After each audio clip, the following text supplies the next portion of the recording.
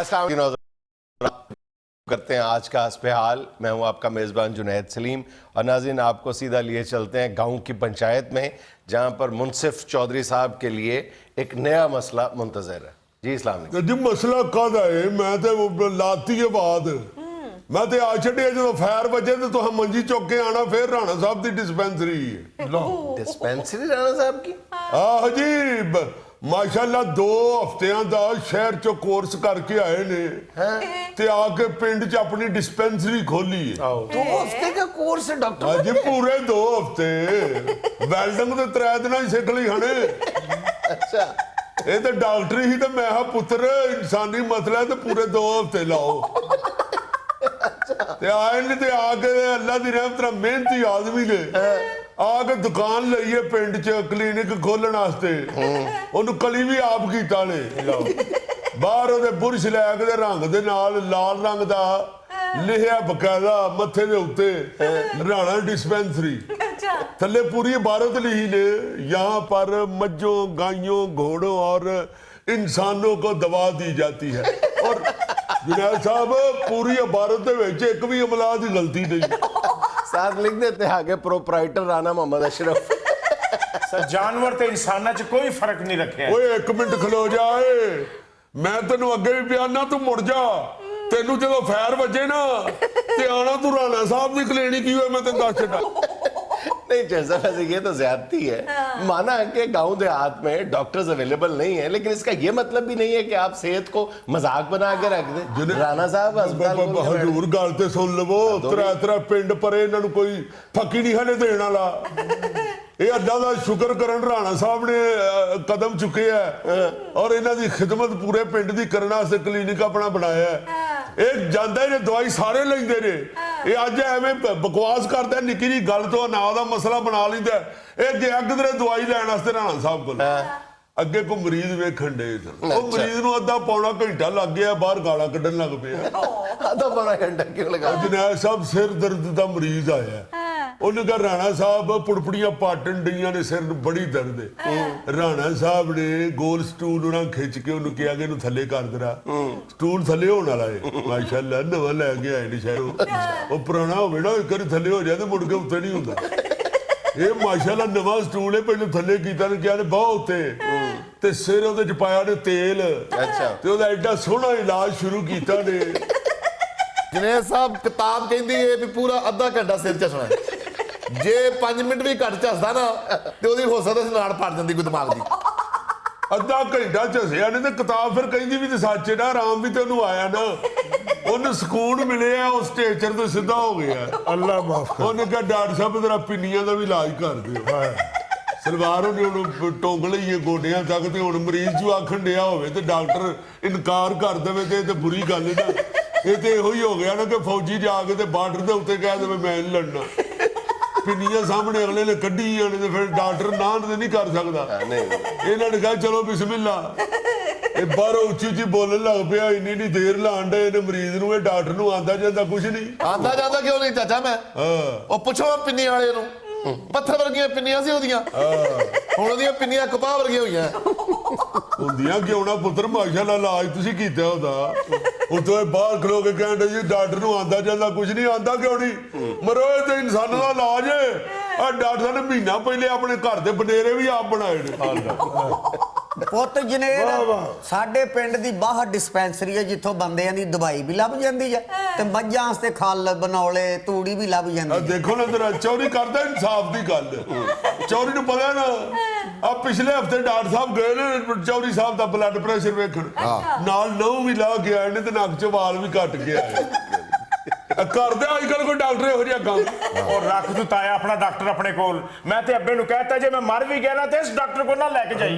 ਅੱਲਾ ਤੈਨੂੰ ਜ਼ਿੰਦਗੀ ਦੇਵੇ। ਮੇਰਾ ਤੇ ਭਤੀਜਾ ਚਵਲੇ ਜੀਏ, ਤੂੰ ਮਰ ਵੀ ਗਿਆ ਤੇ ਪਿਓ ਤੇਰੇ ਨੇ ਆਉਣਾ ਡਾਕਟਰ ਸਾਹਿਬ ਕੋਲ ਹੀ। ਉਹ ਕਹੀਏ ਕਿਉਂਕਿ ਪਿੰਡ 'ਚ ਕਵਰ ਵੀ ਡਾਕਟਰ ਸਾਹਿਬ ਹੀ ਖੋਦਦੇ। ਡਾਕਟਰ ਸਾਹਿਬ ਫਿਰ ਫੀਸ ਨਹੀਂ ਬਹੁਤੀ ਲੈਂਦੇ ਪੁੱਤ ਜਨੇਦ, ਕਹਿੰਦੇ ਆ ਮੁਰਦੇ ਦਾ ਸੂਟ ਮੈਨੂੰ ਦੇ ਦਿਓ ਮੇਰਾ ਸਰ ਜੇਗਾ। ਦੇਖੋ ਨਾ ਮੈਂ ਅੱਲਾ ਜਾਣਦਾ ਹੈ ਚੌਰੀ ਜਿਹੜਾ ਨਹੀਂ ਮੈਂ ਦੇਖੋ ਦੇਖੋ ਦੇਖੋ ਚਾਚਾ ਮੈਂ ਕਿਧਰ ਚੱਲਿਆ? ਚਾਚਾ ਬਹਿ ਜਾ, ਪਰਸੋਂ ਵੀ ਖਾਣਾ ਹੀ ਡੇ ਪਿਆ ਤੂੰ। ਪੁੱਤਰ ਮੇਰੀ ਗੱਲ ਸੁਣ, ਕੋਈ ਐਸੀ ਗੱਲ ਨਹੀਂ ਹੁਣ ਮੈਨੂੰ ਅੱਲਾ ਨੇ ਘਰ ਡਾਕਟਰ ਦੇ ਛੱਡਿਆ, ਮੈਂ ਹੁਣ ਭਾਵੇਂ ਪਲਾਜ਼ੇ ਤੋਂ ਪਿਆ ਡਿੱਗਾ। ਉਹ ਨਾ ਚਾਚਾ ਪਲਾਜੇ ਤੇ ਨਾ ਡਿੱਗੀ, ਹੱਡੀਆਂ ਦਾ ਕੋਰਸ ਮੈਂ ਨਹੀਂ ਵਾਲੀ ਕੀਤਾ। ਉਹ ਮੇਰਿਆ ਬੱਚਿਆ, ਹੱਡੀਆਂ ਤੂੰ ਚੁੱਕ ਤੇ ਲੈਣਾ ਆ, ਹਲੇ ਵੀ ਕੋਈ ਕੋਰਸ ਬਾਕੀ ਹੈ। ਓਏ ਐਵੇਂ ਚੌਧਰੀ ਸਾਹਿਬ ਬਸ ਤਕੱਲਫ ਕਰਦਾ ਨਾ, ਮੁਤਾਤ ਆਦਮੀ ਹੈ, ਆਂਦਾ ਇਨਸਾਨਾਂ ਦਾ ਮਸਲਾ ਤੇ ਮੈਨੂੰ ਕੋਰਸ ਸਾਰੇ ਕਰਨੇ ਚਾਹੀਦੇ। ਅੱਲਾ ਹੱਡੀਆਂ ਦਾ ਸਾਰਾ ਕੰਮ ਜਾਣਦਾ ਜੇ। ਅੱਛਾ ਜੀ। ਆਪ ਤਾਲਾ ਨਹੀਂ ਖੁੱਲਣ ਡਿਆ ਖਾਲਾ ਸੁਗਰਾਂ ਦਾ, ਆਰੀ ਨਾਲ ਏਡਾ ਸੋਹਣਾ ਕੱਟ ਕੇ ਆਇਆ ਤਾਲਾ, ਫਿਰ ਆਪਣੇ ਘਰ ਮੰਜੀ ਨੂੰ ਸੇਰੂ ਪਾਇਆ ਸੂ, ਫਿਰ ਮੱਝ ਭੂਤਰ ਦੀ ਸੀ ਜਿਹੜੀ, ਉਹਦੇ ਗਲ 'ਚ ਏਡਾ ਸੋਹਣਾ ਪਾਵਾ ਘੜ ਕੇ ਪਾਇਆ ਸੀ। ਉਹ ਪਾਵਾ ਚਾਚਾ ਐਵੇਂ ਨਹੀਂ ਵੱਜਾ, 3 ਵਾਰਾਂ ਵੱਜਾ ਮੈਂ ਕੰਧ 'ਚ। ਆ ਦੇਖੋ ਨਾ ਮੇਰਾ ਸਾਰੀ ਡਾਕਟਰੀ ਜਾਣਦਾ, ਉਹਦੇ ਕੋਲ ਭੁੱਲੀ ਹੈ। ਆ ਆਪਣੇ ਘਰ ਅਸੀਂ ਕਦੀ ਕਿੱਲਾ ਕਢਾਉਣਾ ਹੋਵੇ, ਕਿੱਲਾ ਠੋਕਣ ਵਾਸਤੇ ਅਸੀਂ ਕਦੀ ਤਰਖਾਨ ਕੋਲ ਨਹੀਂ ਗਏ, ਆਪਣੇ ਡਾਕਟਰ ਸਾਹਿਬ ਆਪੇ ਘਰ ਹੀ ਕਿੱਲੇ ਘੜ ਲੈਂਦੇ ਨੇ। ਡਾਕਟਰ ਕਹਿੰਦਾ ਫਿਰ ਕਿੱਲੇ ਨਾ ਘੜੇ ਤੇ। ਯਾਰ ਆਪਣੇ ਨਿੱਕੇ ਮੁੰਡੇ ਨੂੰ ਫੱਟੀ ਦੇ ਅੱਗੇ ਖਾਲੀ ਵੱਡੀ ਪਾਲਿਸ਼ ਵਾਲੀ ਡੱਬੀ ਲਾ ਕੇ ਕਿੱਲ ਨਾਲ ਏਡਾ ਸੋਹਣਾ ਰੇੜੂ ਬਣਾ ਕੇ ਦਿੱਤਾ ਸੀ। ਉਹ ਵੀ ਡਾਕਟਰ ਦਾ ਪੁੱਤਰ ਆ ਤੇ ਤੇਰਾ ਦੋਤਰਾ ਚਾਚਾ, ਉਹ ਜਿਹੜਾ ਮੈਨੂੰ ਬਣਾ ਕੇ ਦਿੱਤਾ ਨਾ ਰੇੜੂ, ਉਹ ਚਲਾਉਂਦਾ ਤੇ ਆਪਣੇ ਹੱਥ ਜਾਂਦਾ। ਡਾਕਟਰ ਦਾ ਮੁੰਡਾ ਨਹੀਂ ਹੋਇਆ, ਪੜੇ ਲਿਖੇ ਬਾਲ ਨੇ। ਤੇ ਮੈਂ ਉਹਨੂੰ ਕਿਹਾ ਵੀ ਤੂੰ ਪੀ ਕਰ, ਉਹ ਹਾਰਨ ਆਪਣੇ ਕੋਲ ਵਜਾਉਂਦਾ ਪੀ। ਯਾਰ ਨਹੀਂ ਅੱਲਾ ਦੀ ਰਹਿਮਤ ਨਾਲ ਇੰਨੀ ਕੁ ਤਾਂ ਅਕਲ ਹੈ ਬਾਲਣ। ਉਹ ਭਾਈਆ ਜੇ ਇਹਦੇ ਹੱਥੋਂ ਕੋਈ ਕੰਮ ਬਚ ਗਿਆ ਤੇ ਮੈਨੂੰ ਦੱਸ ਦੇ, ਮੈਂ ਆਪਣੇ ਪੁੱਤਰ ਨੂੰ ਵੀ ਸਿਖਾ ਲਾਂ। ਇਹਨੂੰ ਕੀ ਸਿਖਾਣਾ ਜੀ, ਇਹ ਕਿਹੜਾ ਨਾਮ ਮੁਰਾਦ ਡਾਕਟਰ ਹੈ ਜਾਂ ਰਾਣਾ ਸਾਹਿਬ ਹੈ। ਇਹ ਅੱਲਾ ਦੀ ਰਹਿਮਤ ਨਾਲ ਰਾਣਾ ਸਾਹਿਬ ਹੀ ਨੇ, ਇਹ ਜਿਨ੍ਹਾਂ ਨੇ ਇੰਨੀਆਂ ਮਿਹਨਤਾਂ ਕੀਤੀਆਂ ਨੇ ਪੁੱਤਰ। ਇਹ ਐਡਾ ਸ਼ੋਖਾ ਤੇਰਾ ਮੁੰਡਾ ਹੈ ਤੇ ਉੱਠ ਸੁੱਤਾ ਪਿਆ ਨਹੀਂ ਉੱਠਦਾ। ਤੇ ਰਾਣਾ ਸਾਹਿਬ ਜੁਨੈਦ ਸਾਹਿਬ ਐਸਾ ਬੱਬਰ ਸ਼ੇਰ ਆਦਮੀ ਜੇ, ਕੋਈ ਕਲੀਨਿਕ ਤੇ ਫੋਨ ਕਰੇ ਸਹੀ ਕਿ ਡਾਕਟਰ ਸਾਹਿਬ ਅਸੀਂ ਜਨਾਬ ਪੁਰਾਣਾ ਸੂਟ ਦੇਣਾ ਹੈ ਜਾਂ ਸਿਰੀ ਦੇਣੀ ਹੈ, ਕਦੀ ਮਰੀਜ਼ ਨੂੰ ਨਹੀਂ ਲਿਖਿਆ ਅੱਗੇ ਆ ਕੇ ਫਲਾਣੀ ਥਾਂ ਤੇ ਦੇ ਜਾਓ ਨਾ, ਖੁਦ ਫੌਰਨ ਉਸੇ ਵੇਲੇ ਗੱਡੀ ਕੱਢਦੇ ਨੇ। गाड़ी रखी हुई है माशा ਹਾਂਜੀ ਹਾਂਜੀ ਮਾਸ਼ਾਅੱਲਾ, ਗੱਡੀ ਤੇ ਜਾਂਦੇ ਨੇ, ਮਿੱਟੀਆਂ ਉਡਾਉਂਦੇ ਜਾਂਦੇ ਨੇ ਫੁੱਲ ਤੇਜ਼, ਭਾਵੇਂ ਰਾਹ 'ਚ ਚੈਨ ਲੱਥ ਜਾਏ ਕੋ ਪਰਵਾਹ ਨਹੀਂ, ਭਾਵੇਂ ਮਡਗਾਟ ਅੜ ਜਾਏ, मरीज का सिर्फ ख्याल है ज़हन च। अच्छा जैसा ये बताए अब कहना क्या है इनको, राणा साहब कहना है या डॉक्टर साहब कहना है? जनाब साहब मैं यही मशवरा करने वास्ते आया सा कि डॉक्टर साहब जिहड़े ने इन्हां दा नां की होना चाहिए है, राणा डॉक्टर अशरफ होना चाहिए या डॉक्टर राणा अशरफ होना चाहिए? अच्छा ਚਾਚਾ ਡਾਕਟਰ ਮੈਨੂੰ ਕਹਿਣ ਨਾ ਕਹਿਣ, ਡਾਕਟਰੀ ਤੇ ਆਉਣੀ ਜਾਣੀ ਸ਼ਾਇਦ। ਅੱਜ ਡਿਊਟੀ ਕੱਲ ਹੜਤਾਲ, ਤੇ ਰਾਣੇ ਤੇ ਅਸੀਂ ਮੁਸਤਕਿਲ ਆ। गल सियाणी कीती ਰਾਣਾ ਹੋਣਾ ਚਾਹੀਦਾ ਵਿੱਚ ਚਾਚਾ। ਇਹਦੀ ਗੱਲ ਤੇਰੀ ਠੀਕ ਹੈ, ਨਹੀਂ ਤੇ ਮੈਂ ਤੇ ਬਿਆਨ ਦਵਾਂਗਾ ਜਾਂ ਡਾਕਟਰ ਰਾਣਾ अशरफ है या राणा डॉक्टर अशरफ हो। इस बात का तयन कर लेते हैं कि ये आपका इलाज कैसे करते हैं? आपने अपनी टांग और ये जो आपको लकवा है इसका इलाज करवाया है इनसे? ਨਹੀਂ ਇਹ ਮੂੰਹ ਜਿਹੜਾ ਨਾ ਅਮੀਗਾ ਚਾਚੇ ਦਾ, ਇਹ ਤੇ ਕੋਈ ਏਡਾ ਖਾਸ ਇਲਾਜ ਨਹੀਂ। ਅੱਛਾ। ਇਹ ਤਾਂ ਚਾਚੇ ਨੂੰ ਜਿਸ ਦਿਨ ਸੁੱਤੇ ਪਿਆ ਆਬਾਸੀ ਆ ਗਈ ਨਾ, ਤੇ ਚਾਚੇ ਦਾ ਮੂੰਹ ਸਿੱਧਾ ਹੋ ਜਾਣਾ। ਹੋਰ ਰਹਿ ਗਈ ਲੱਤ, ਉਹ ਵੀ ਜਿਸ ਦਿਨ ਚਾਚੇ ਨੂੰ ਕੋਈ ਤਗੜਾ ਜਿਹਾ ਕੁੱਤਾ ਪੈ ਗਿਆ, ਚਾਚੇ ਨੇ ਡਰ ਕੇ ਦੌੜਨਾ ਤੇ ਲੱਤ ਸਹੀ ਹੋਣੀ। ਅਜੇ ਹੁਣ ਇਹ ਜੁਨੈਦ ਸਾਹਿਬ ਖੁਦਾ ਤਰਸ ਡਾਕਟਰ ਜੀ ਆਂਦਾ ਅੱਬਾ ਜੀ ਤੁਹਾਨੂੰ ਪੈਸੇ ਨਹੀਂ ਮੈਂ ਖਰਚਣ ਦੇਣੇ, ਤੁਹਾਡਾ ਦੋਵਾਂ ਚੀਜ਼ਾਂ ਦਾ ਇਲਾਜ ਕੁਦਰਤੀ ਹੀ ਹੋ ਜਾਣਾ। अच्छा ਦਵਾਈ ਤੇ ਅਸਰ ਨਹੀਂ ਕਰਨੀ, ਹਾਦਸਾ ਹੀ ਹੋਣਾ ਕੋਈ ਨਾ ਕੋਈ। ਵਰਨਾ ਫਰਾਡੀਆ ਹੋਵੇ ਤੇ ਇਹਨੇ ਹੀ ਕੰਮਾਂ ਦੇ ਮੇਰੇ ਕੋਲ ਕਿੰਨੇ ਪੈਸੇ ਲੈ ਚੁੱਕਿਆ ਹੁੰਦਾ। ਸਹੀ ਆ ਨਾ ਤੂੰ। ਮਾਦਾ ਨਹੀਂ ਅੱਬਾ ਜੀ ਤੇ ਪੈਸੇ ਨਾ ਖਰਚੋ, ਇਹ ਕਿਸੇ ਦਿਨ ਵੀ ਤੁਹਾਨੂੰ ਸੁੱਤੇ ਪਏ ਬਾਸੀ ਲੈਣੀ ਹੈ ਤੇ ਤੁਹਾਡਾ ਮੂੰਹ ਠੀਕ ਹੋ ਜਾਏਗਾ। उनके लिए तो फिर बैठे बिठाए एक मसीहा हो गया ना। ਮੈਂ ਕਹਿੰਦਾ ਪੁੱਤ ਜਨੇਰ, ਜਿਹੜੀਆਂ ਡਿਗਰੀਆਂ ਰਾਣੇ ਕੋਲ ਨੇ ਪੂਰੀ ਦੁਨੀਆ ਦੇ ਡਾਕਟਰਾਂ ਕੋਲ ਕੋਈ ਨਹੀਂ। ਡਾਕਟਰ ਸਾਹਿਬ ਇੱਕ ਗੱਲ ਤੇ ਦੱਸੋ, ਕੀ ਗੱਲ ਹੈ? ਮੇਰੇ ਸਿਰ ਤੇ ਵਾਲ ਉੱਗ ਸਕਦੇ ਨੇ? ਉਹਨੇ ਉਹ ਪੁੱਤਰ ਕੋਰਸ ਨਹੀਂ ਕੀਤਾ ਡਾਕਟਰ ਸਾਹਿਬ ਨੇ। ਉਹ ਚਾਚਾ ਮੈਂ ਸਾਰੇ ਕੋਰਸ ਕੀਤੇ ਆ, ਇਹ ਮੇਰੇ ਵਾਸਤੇ ਕਿਹੜਾ ਮੁਸ਼ਕਲ ਕੰਮ ਆ। वाह जी वाह। ਉਹ ਬਾਊ ਜੀ ਹੁਣ ਤੇ ਸਰਦੀਆਂ 'ਚ ਕਰੇਲੇ ਉੱਗ ਪੈਂਦੇ ਆ, ਗਰਮੀਆਂ 'ਚ ਕਿੰਨੂ ਉੱਗ ਪੈਂਦੇ ਆ, ਤੇ ਵਾਲ ਕਿਉਂ ਨਹੀਂ ਉੱਗ ਸਕਦੇ? ਆ ਦੇਖੋ ਨਾ ਜਰਾ, ਚਾਚਾ ਦੱਸਾਂ ਫਿਰ ਇਹਨੂੰ ਇਲਾਜ ਮੈਂ। ਦੱਸ ਜਰਾ। ਇਹ ਇਲਾਜ ਫੀਸ ਵੀ ਲਈ, ਪੈਸਾ ਨਹੀਂ ਮੈਂ ਲੈਣਾ, ਰਾਣੇ ਨੂੰ ਬੜਾ ਦਿੱਤਾ ਅੱਲਾ ਨੇ, ਸ਼ੁਕਰ ਹੈ ਅੱਲਾ ਦਾ। ਇਹ ਫ੍ਰੀ ਇਲਾਜ ਕਰਨਾ ਮੈਂ। ਹਾਂ ਲੈ ਬਈ ਜਵਾਨਾ ਸਿਰ ਤੇ ਲਾ ਕੇ ਨਾ ਆਪਣਾ ਲੇਵੀ ਤੇ ਨਾਈ ਦੇ ਪੀਪੇ 'ਚ ਵਾੜ ਦੇ ਸਿਰ। ਜਦੋਂ ਤੂੰ ਸਿਰ ਬਾਹਰ ਕੱਢਣਾ ਤੇ ਤੂੰ ਆਪਣੇ ਆਪ ਨੂੰ ਨਹੀਂ ਪਛਾਣਨਾ, ਤੈਨੂੰ ਫਿਰ ਡਾਕਟਰ ਰਾਣਾ ਅਸ਼ਰਫ ਯਾਦ ਆਏਗਾ। ਅਵੇ ਹੁਣ ਜਰਾ ਬਗੈਰ ਪੈਸੇ ਤੋਂ ਫੀਸ ਬਿੱਲ ਕਿੱਡਾ ਵੱਡਾ ਨੁਸਖਾ ਦੱਸ ਛੱਡਿਆ। ਪੈਸੇ ਦੀ ਪਰਵਾਹ ਕਰਦੇ ਰਾਣਾ ਸਾਹਿਬ, ਪੈਸੇ ਰੱਬ ਨੇ ਬੜੇ ਦਿੱਤੇ ਨੇ, ਹਲੇ ਤੱਕ ਪੁਰਾਣੀਆਂ ਜਾਇਦਾਦਾਂ ਪਈਆਂ। ਦਾਦੇ ਇਹਨਾਂ ਦੇ ਸਾਈਕਲ ਦੇ ਮੰਡਗਾੜ ਹਲੇ ਤੱਕ ਪਰ ਛੇਤੀ ਤੇ ਪਏ ਨੇ। ਉਹ ਦਾਦੇ ਦੀ ਨਿਸ਼ਾਨੀ ਹੈ ਮਰਗਾੜ, ਉਹ ਸਾਈਕਲ ਉਹਨੇ ਲਾਏ, ਹਿੱਕ ਨਾਲ ਲਾ ਕੇ ਰੱਖੇ। ਕੋਈ ਮਾੜਾ ਬੰਦਾ ਹੁੰਦਾ ਤਾਂ ਸਾਈਕਲ ਨੂੰ ਲਵਾ ਲੈਂਦਾ।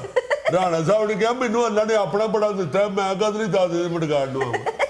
ਇਹ ਜੁਨੇਦ ਸਾਹਿਬ ਸੁਣ ਰਹੇ ਹੋ ਇਹਨਾਂ ਦੀਆਂ ਗੱਲਾਂ, ਫਿਰ ਤੁਸੀਂ ਕਹਿੰਦੇ ਹੋ ਇਹਨੂੰ ਡਾਕਟਰ ਕਹੋ।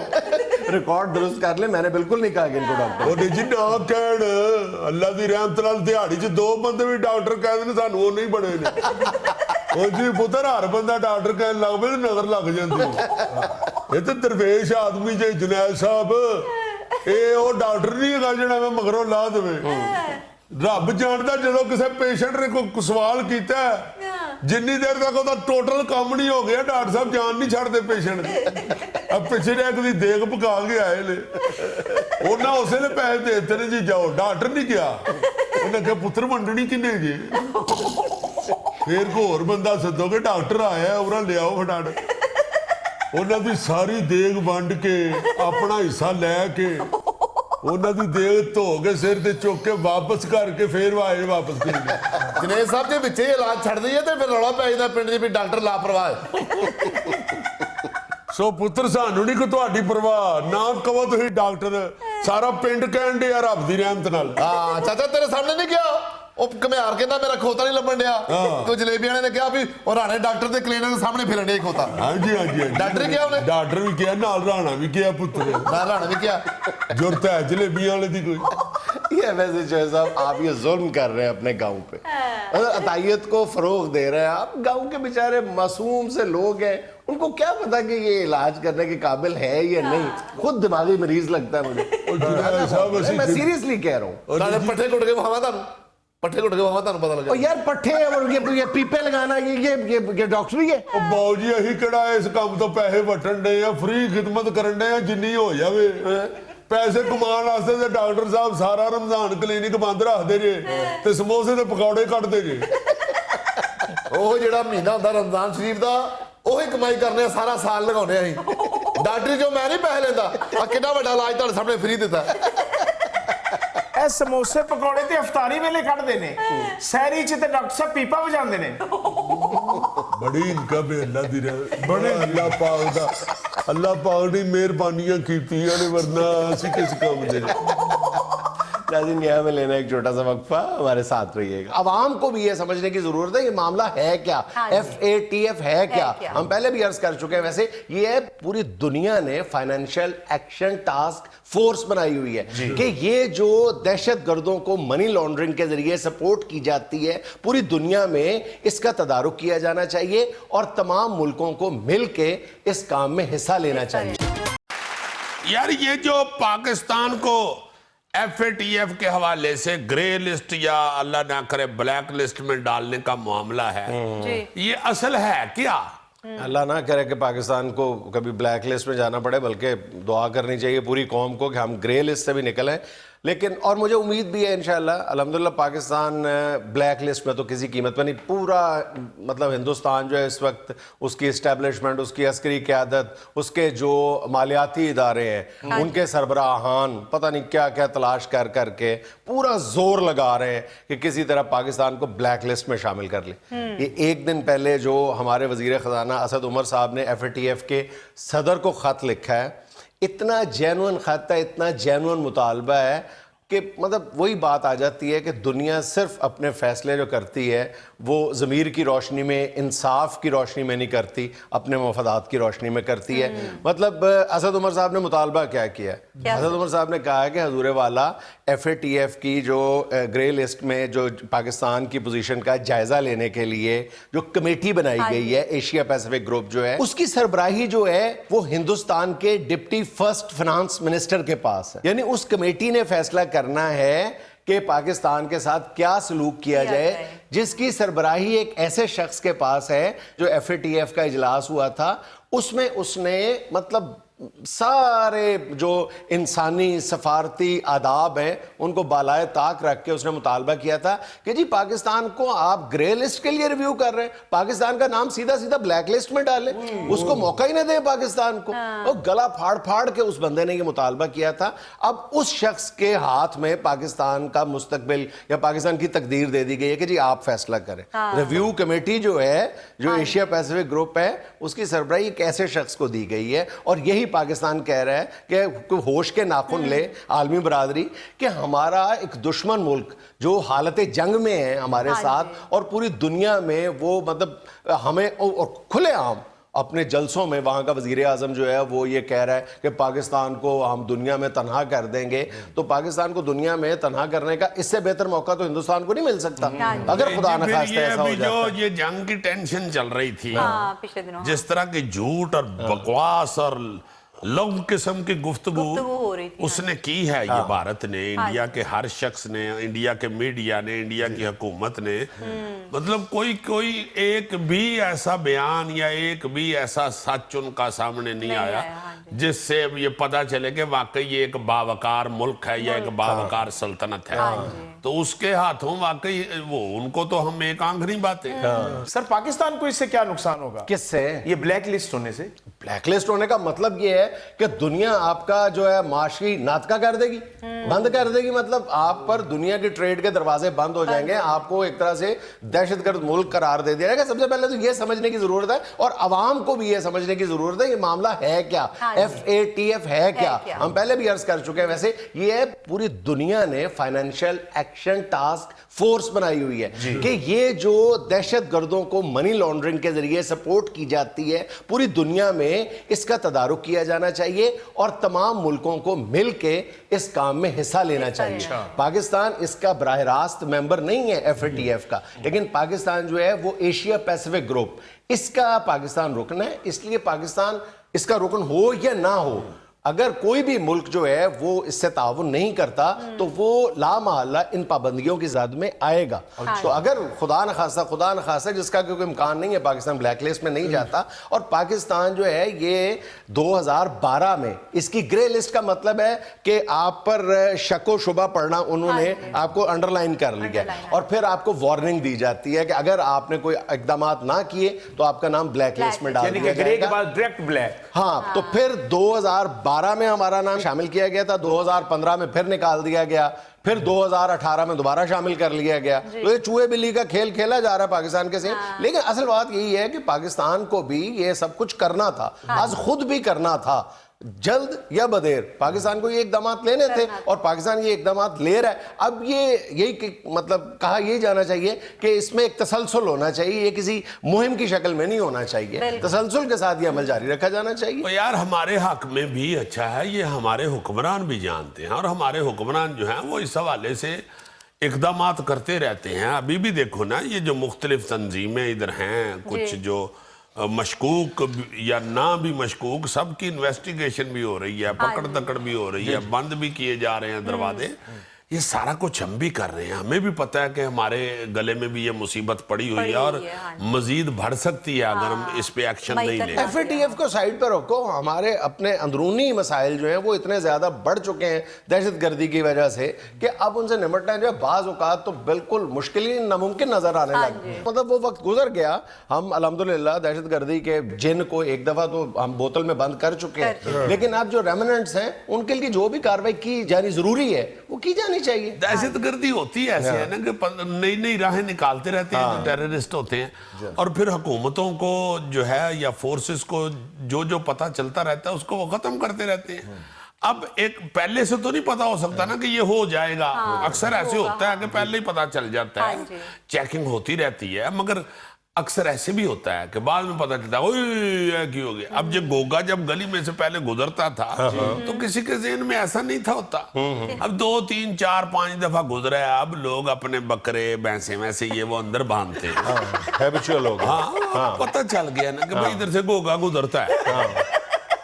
इसी तरह टेररिस्ट जिधर से गुजरता है। अच्छा, मैंने कहा तुम इसी तरह कहने लगे हो तो मैंने कहा इसके बाद तुम गौरी साहब का बताओगे फिर थैला जी का बताओगे इसी तरह। नहीं, ये गोगे के हवाले से थोड़ा सा ऐसे टची होते शुबात होते हैं मोहल्ले में, मगर ये सिर्फ खुराक का टेररिस्ट है। ये अल्लाह माफ करे इंसानों के लिए बिल्कुल नुकसानदेह नहीं है, बड़ा प्यारा है। नहीं, वैसे भी तुम देखो कि पाकिस्तान क्या दुनिया का कोई भी मुल्क अगर किसी भी इदारे को, किसी भी शख्सियत को, किसी भी तंजीम को फंड्स के नाम पे पैसा आ रहा है तो वहाँ की हुकूमत का ये फर्ज बनता है, वो उसको हक हासिल है कि वो उसका सोर्स पूछे, उसकी जांच पड़ताल करे। तो मेरा ख्याल कि पाकिस्तान में किसी मदरसे को, किसी तंजीम को, किसी इदारे को ये हक हासिल नहीं है कि वो हुकूमत पाकिस्तान के इस हक को चैलेंज करे कि आप मेरे जो है अकाउंट्स हैं उनकी पड़ताल करने वाले कौन होते हैं, हम नहीं करवाएंगे। क्यों नहीं करवाएंगे? पाकिस्तान में पैसा आ रहा है और बाहर से आ रहा है, तो आपको बताना पड़ेगा, उसका सोर्स बताना पड़ेगा। बिल्कुल। नाज़रीन, यहाँ में लेना एक छोटा सा वक्फा, हमारे साथ रहिएगा। सारी इनका प्यार मोहब्बत देखना हो तो उस बंदे के बूहे के आगे देखें जिसकी किस्त सिर्फ एक दिन लेट होती है। ਤੇ ਪੁੱਤਰ ਹੋਰ ਜਿਹੜਾ ਕਿਸ਼ਤ ਨਾ ਦਵੇ ਉਹਦੇ ਹਲ ਮਠਿਆਈ ਦਾ ਡੱਬਾ ਲੈ ਕੇ ਟੁਰ ਜਾਵਾਂਗਾ। ਆਪਣੇ ਲੋ ਤੂੰ ਦਾਨਿਸ਼ਵਰ ਬਣ ਕੇ ਬੈਠਿਆ, ਲੱਗਦਾ ਸ਼ੀਰੇ 'ਚ ਮੱਖੀ ਫਸੀ।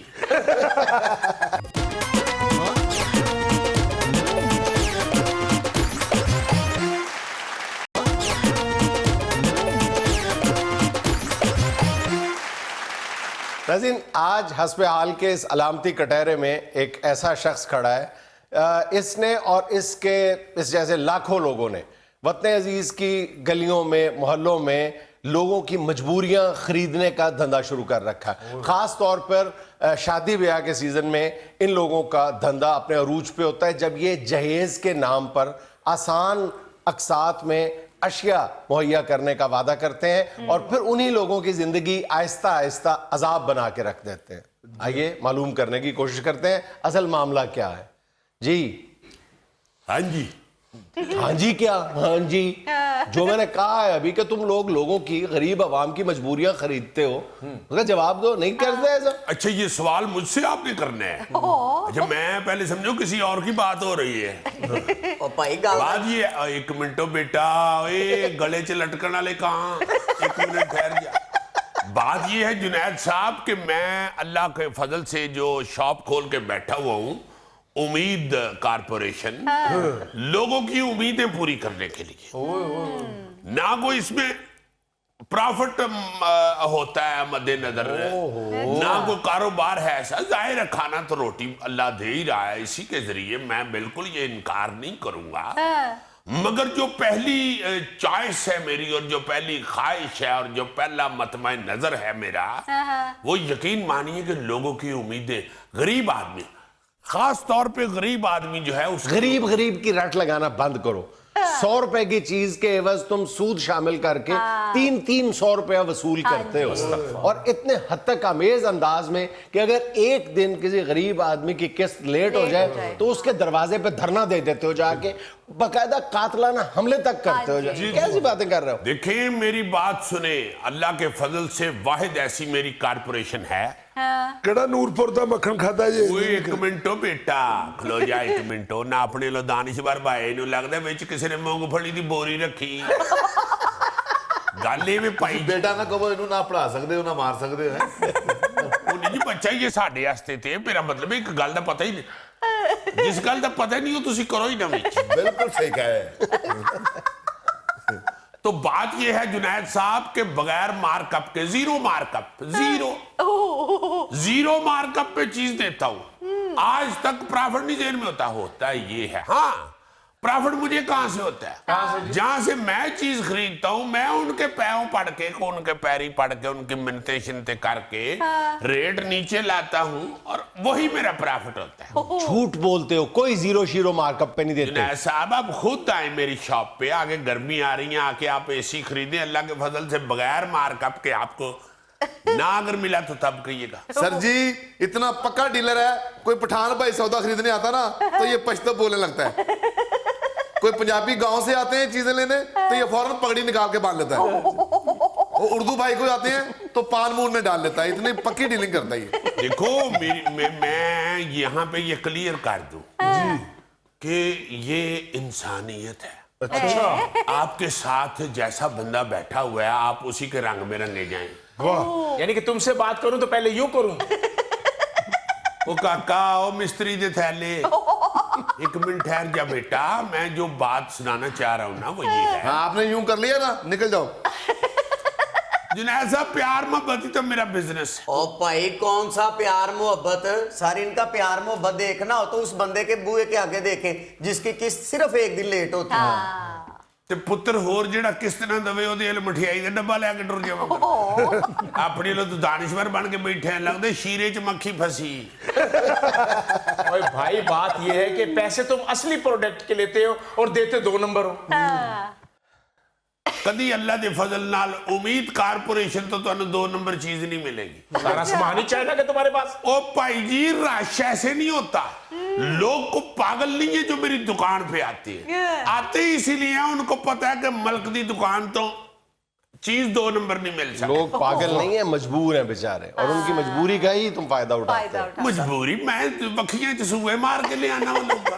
सर जुनैद साहब, जिस बेचारे ने जहेज देना है, चारों ना चार वो इनके जाल में फंस जाता है। और सर जी, और तो और ये जहेज का सामान डायरेक्ट ससुराल भिजवा देते हैं ताकि ससुराल वालों को ब्लैकमेल कर सकें। बेटे देखो, तुम हमारी बच्ची हो, तुम्हारा अपना रक्षा है, तो इसका ये मतलब नहीं तुम्हें अकल भी हो। ध्यान से देखे, रक्षा नहीं पीटर है। लग रही है कोई चीज पई। अच्छा, एक और हरकत आप लोग ये करते हैं कि अपने हिसाब को इतना पेचीदा कॉम्प्लिकेटेड कर देते हैं कि आम आदमी की समझ में नहीं आता। खुद उन्होंने कौन सा सीए किया होता है, जानबूझ के वो गुंजलक किस्म का कर देते हैं और फिर ये दावा करते हैं कि जी इतने के पैसे थे, अब सूद जमा करके इतने हो गए। अब कौन हिसाब किताब करे, कौन मगजमारी करे इनके साथ, उसी का फायदा उठाते हैं ये। जुनैद साहब, ना कोई इतने चूचे हमारी दुकान पे आते हैं और ना कोई ये दौर जा रहा है कि इंसान किसी दूसरे को अपना बिल दिखा के तो तसीन उसकी कर सके। ये कोई ऐसी बात नहीं। देखो, सारा कुछ आंखों के सामने होता है। सिर्फ तुम एक बात का एडवांटेज लेते हो और उसका नाम है मजबूरी। मजबूरी मजबूरी। गरीब आदमी मजबूर होता है, आप उसकी मजबूरी का फायदा उठाते हो, बस। सर और एक इनकी ये वारदात है कि गर्मियों में गीजर दे देते हैं और सर्दियों में एसी दे देते हैं कि आपको पैसे कम मिलेंगे। हाँ जी, सिर्फ मकसद होता है कि मेरी चीज निकल जाए। ओए मेरे बच्चिया, ओ पुत्र, ओ बोतल चो काक खिंचने वाली मशीन। कौन खींचने वाली कौन सी, वो ऐसे ऐसे ऐसे होती है। हाँ जी, हाँ जी। चलो ठीक है बात तुम्हारी, लेकिन तुम सवाल का जवाब तो दो ना जी। बाबू जी तुसी साडे नाल हो या किस्तां वाले कोलों पैसे फड़े जे? बेटे बात सुनो, देखो मैं आपको बताता हूँ, मसला ये है कि लोग जो आती है ना जी, जितने भी किस्तों पे चीज लेने के लिए, उनको चीज चाहिए होती है और हमने चीज बेचनी होती है। बिल्कुल। पूरी दुनिया में कारोबार हो रहा है। मैं समझता हूँ कि आज आके तनकीद उन लोगों पे क्यों होती है जो भला करना चाह रहे हो। आपको एक बड़ी अजीब सी आज मिसाल सुनाता हूँ। मुर्गे को किसी ने पूछा कि ए मुर्गे, और तुम्हें ये लोग ज़िबा क्यों कर देते हैं, काट क्यों देते हैं?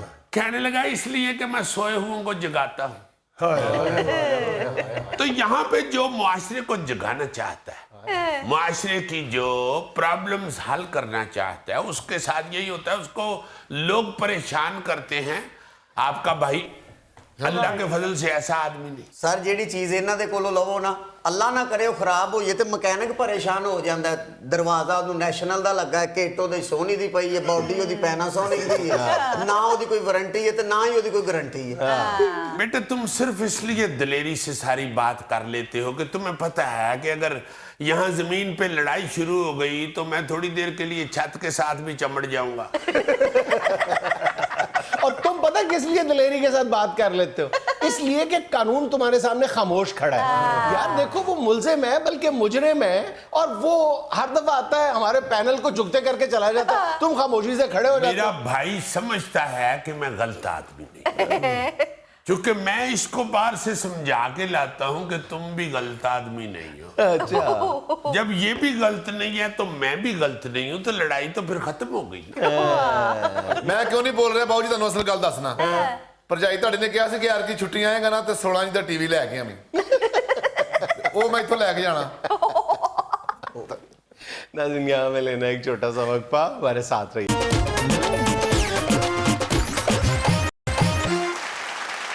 अच्छा जी, ये हमारा जो तस्वीरों और वीडियोस का सेगमेंट होता है, इसमें मैं आपको एक वीडियो दिखा रहा हूँ।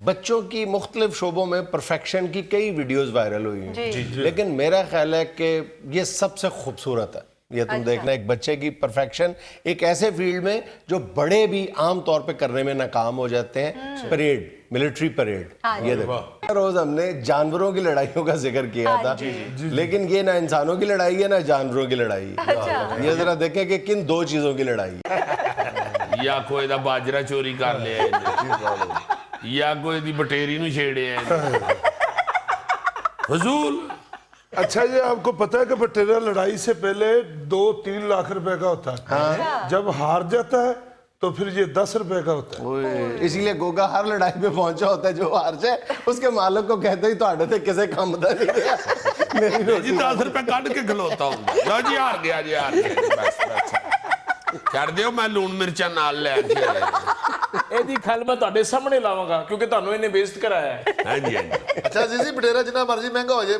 ਬੰਦਾ ਕਹਿੰਦਾ ਜੀ ਬਹਿ ਜਾ ਕਿਤੇ ਬਟੇਰਿਆ ਜਿਹਾ یاہر ہے ہوگا ایک لگ دفعہ دے بٹیرے نو سارتے نہیں نہ کہن لگ پڑا بیچارہ 400-500 روپے خرچ کر کے بٹیروں کی لڑائی دیکھنے نارووال گیا کہ آ رہا ہوں اب بٹیرا خرید لے گا کوئی نہ کوئی تو آ رہا ہے کہنا وہ مقابلہ برابر ہو گیا گوگے نے رٹا پا لیا انہیں کیا بھائی جی فیصلے تو بغیر نہیں ہے لڑائی چھڑائی اب گوگا ایسے بولنا شروع کر دے وہ تو موٹے تلے لگ گئے اچھا اب ایک اور پاکستانی نوجوان کا کمال دیکھو یہ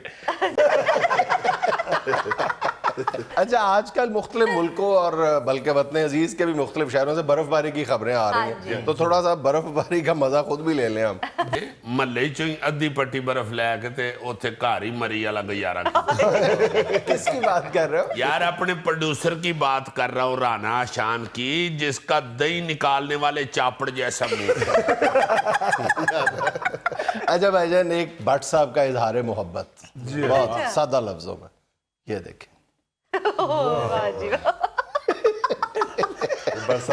آئی لو یو بہت اچھے یعنی انہیں آئی لو یو جڑا نا دیکھو بٹ نے کیا کہ آئی تے ککڑ بھی میں تے لو بھی میرا مچھی ہے تے آئی جڑے چاول نے نا پھیکے تو کھا رہا یو نا جی آئی لو یو یہ بٹ صاحب نے کہا کاش تم ہر 2 گھنٹے کے بعد اسی طرح اظہار محبت کرتی رہو مجھ سے نہیں جی نہیں بٹ صاحب کی بیگم نے یہ آئی لو یو سامنے رکھا ہے نا تو وہ بیچاری نے شرماتے ہوئے آنکھیں نیچے کی ہیں تو اکھاں چکیاں نے تے اگو اظہار محبت غائب سی بٹ صاحب نے کہا کہ کی کہہ رہے سو وہ پھر بیچاری دوجی ڈش لے کے آئی ہے اظہار محبت پھر بہ کے شرمائیے پھر غائب سی ایسی بھی کوئی بات نہیں بٹ صاحب کی بیگم بھی تو بٹ صاحبہ ہوں گی نا وہ بار بار لاتی ہیں کبھی آئی کام ہو جاتا ہے کبھی لو کام ہو جاتا تھا کبھی یو کام ہو جاتا تھا ہائے ہائے ہائے اس طرح کا اظہار محبت آج کرنا ہی پڑے ناظرین یہ تھا آج کا حسب حال اور آج کی پتہ کی بات یہ کہ اپنا ایک ایسا دوست ضرور رکھیں جو سایہ اور آئینہ بن کے آپ کا ساتھ دے کیونکہ سایہ ساتھ نہیں چھوڑتا اور آئینہ جھوٹ نہیں بولتا خوش رہیں خوش رکھیں آپ سے ملاقات ہوگی انشاءاللہ اگلے ہفتے اللہ حافظ